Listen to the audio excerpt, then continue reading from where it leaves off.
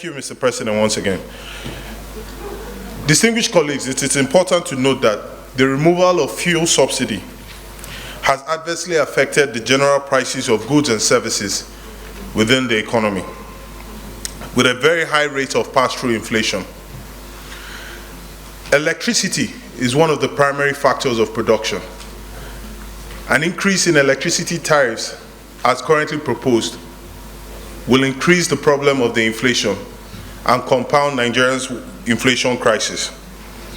While the pros and cons of subsidizing consumption can be debated every day, the benefits of subsidizing production is inherent.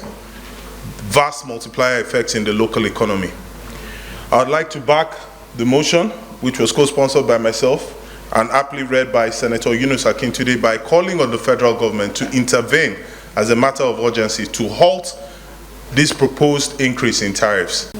The Senate is further concerned that the proposed increase will significantly impact the affordability of electricity for the average Nigerians, further exacerbating the financial burden faced by our households and businesses.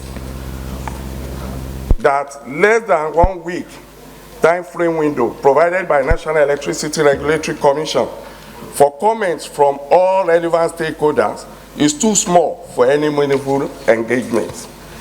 The Senate is further concerned that high electricity tariff will impede industrial growth, job creation, and overall economic development. This will have adverse effect on the nation's drive towards sustainable development and poverty reduction.